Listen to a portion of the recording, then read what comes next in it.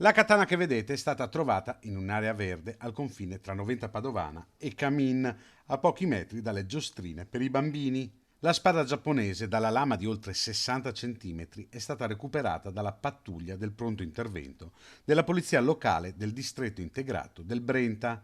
A lanciare l'allarme una residente del quartiere che ha fermato l'auto di servizio impegnata nel controllo del territorio nella zona di via Panà, segnalando la presenza dell'arma. Con tutti gli accorgimenti per evitare di inquinare eventuali elementi di prova, gli uomini del comandante Luca Meneghini hanno prelevato la katana che è stata portata al comando di Noventa Padovana per eseguire i dovuti accertamenti.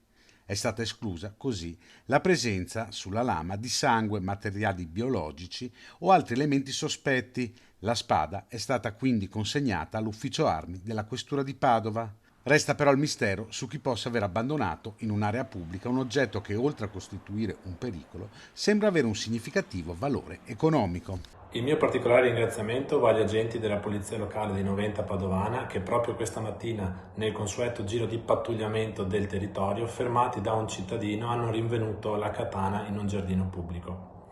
Ci tengo a precisare e a ricordare che il territorio comunale è costantemente sorvegliato, grazie ai nostri agenti e alle forze dell'ordine, ma grazie anche a un servizio di videosorveglianza capillare che proprio in questi giorni verrà ampliato di ben 11 telecamere nella frazione di Noventana.